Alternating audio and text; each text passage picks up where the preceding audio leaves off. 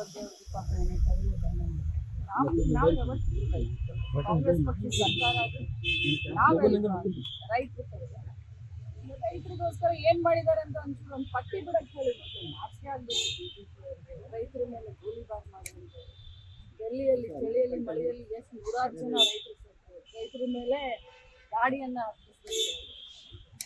ಏನ್ ರೈತರ ಬಗ್ಗೆ ಮಾಡ್ತಾರೆ. ನಾಚಿಕೆ ಆಗ್ತದೆ. ನಿಮ್ಮ ತಮ್ಮವರು ಬೆಳಗ್ಗೆ ಡಿಸಿಎಂ ಅವರನ್ನ ವೆಲ್ಕಮ್ ಮಾಡುವಂತ ಸಂದರ್ಭದಲ್ಲಿ ರಿಪೋರ್ಟ್ ಮಾಡಿ ಪೋಸ್ಟ್ ಮಾಡ್ತಾರೆ. ಇದು ಒಂದು ಚರ್ಚೆಗೆ ದಯಮಾಡಿ ನಾನು ಆದಂತ ಯಾಕೆ ನಾವು ಪೋಸ್ಟ್ ಮಾಡ್ತಿಲ್ಲ. ಹ್ಯಾಂಡ್ಲರ್ ಪೋಸ್ಟ್ ಮಾಡುವಂತ ಸಂದರ್ಭದಲ್ಲಿ ಅದನ್ನ ನಾನು ಯಾಕಂದ್ರೆ ನಾನು ಮೊದಲಿಂದಲೂ ಹೇಳ್ತೀನಿ ಪಕ್ಷದ ಶಿಸ್ತಿನ ಸಿಪಾಯಿ ಅಂತ. ಆ ತಪ್ಪನ್ನ ನನ್ನ ತಪ್ಪಂತ ಹೇಳಕ್ಕೆ ಬಯಸ್ತೀನಿ. ತಮ್ಮೆಲ್ಲರೂ ಎದುರುಗಡೆ ನಾನು ನೋಡಿ ನನ್ನ ತಮ್ಮ ನೋಡಿ ಅದನ್ನ ಆಗಿದ್ದು ನಿಮಗೆ ಚೇಂಜ್ ಮಾಡ್ತೀನಿ.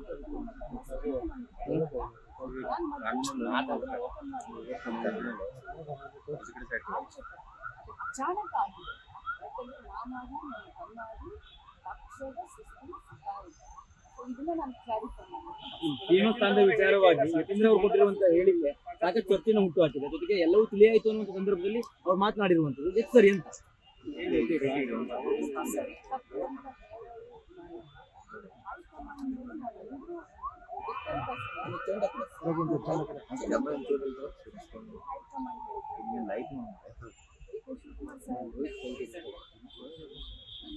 ಗೊಂದಲಕ್ಕೆ ಎಡೆ ಮಾಡಿ ಕೊಡಬಾರ್ದು. ನಾವು ಜವಾಬ್ದಾರಿಯುತ ಎಡೆ ಮಾಡಿ ಕೊಡಬಾರ್ದು. ಅವ್ರು ಏನ್ ಹೇಳ್ತಾರೋ ಅದನ್ನ ಅವ್ರಿಬ್ರು ಕೇಳ್ತಾರೆ. ಹೈಕಮಾಂಡ್ ಏನ್ ಹೇಳುತ್ತೋ ಪ್ರತಿಯೊಬ್ಬರು ನಾವು ಗೊಂದಲಕ್ಕೆ ಎಡೆ ಮಾಡಿ ಕೊಡಬಾರ್ದು ಅಂತ.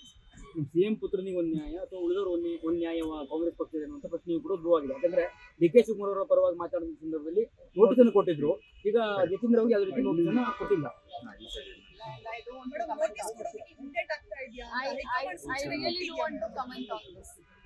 ಟಿಪ್ಪು ಜಯಂತಿ ಆಚರಣೆಗೆ ಮತ್ತೆ ಸರ್ಕಾರದಿಂದ ಟಿಪ್ಪು ಜಯಂತಿ ಆಚರಣೆ ಮಾಡ್ತಾರೆ. ಕಾಶಪ್ಪನವರು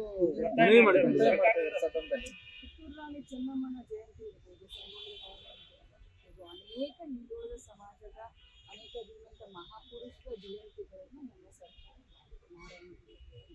ಮಂಗಳೂರು ಮೇಲೆ ಒಬ್ಬರದು ಇಬ್ಬರದು ಅಂತ ನಮ್ಮ ಯಾಕೆ ನಾವೆಲ್ಲ ಅಂಬೇಡ್ಕರ್ ಅವ್ರದ್ದು ಮಾಡ್ತೀವಿ, ವಾಲ್ಮೀಕಿ ಅವ್ರದ್ದು ಮಾಡ್ತೀವಿ.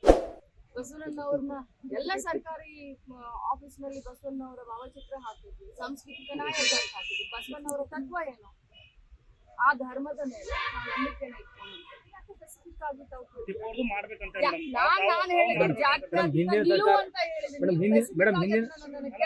ಹಿಂದಿನ ಸರ್ಕಾರ ನಿಲ್ಲಿಸಿತ್ತು. ಈಗ ಮತ್ತೆ 2 ವರ್ಷ ನಂತರ ಹಿಂದಿನ ಸರ್ಕಾರಕ್ಕೆ ನಮ್ಮನ್ನ ಕಂಪೇರ್ ಮಾಡಕ್ ಹೋಗ್ಬೇಡಿ. ಅವ್ರು ಹೇಳೋದೊಂದು ಮಾಡೋದು. ನಾವು ಜಾತ್ಯತೀತ ನೆಲೆಗೆತ್ತಿದ ಮೇಲೆ ನಾವು ಧರ್ಮದಿಂದ ರಾಜಕಾರಣ ಮಾಡುವಂತವ್ರು ಎಲ್ಲರನ್ನೂ ಜೊತೆಯಲ್ಲಿ ಕರ್ಕೊಂಡು ಹೋಗ್ತೀವಿ. ಒಂದೇ ಅಂದ್ರೆ ಮಾತ್ರ ಅಂತ ಹೇಳ್ತೀವಿ. ಲೇಟೆಸ್ಟ್ ಹಾಗೂ ಇಂಟ್ರೆಸ್ಟಿಂಗ್ ಸುದ್ದಿಗಳಿಗಾಗಿ ಬಾಸ್ ಟಿವಿ ಕನ್ನಡ ಚಾನೆಲ್ನ ಸಬ್ಸ್ಕ್ರೈಬ್ ಮಾಡಿ. ಹಾಗೆಯೇ ಬೆಲ್ ಐಕಾನ್ ಪ್ರೆಸ್ ಮಾಡಿ. ಇದರ ಜೊತೆಗೆ ಫೇಸ್ಬುಕ್, ಇನ್ಸ್ಟಾಗ್ರಾಮ್, ಎಕ್ಸ್ ನಲ್ಲೂ ಮಿಸ್ ಮಾಡದೆ ಫಾಲೋ ಮಾಡಿ.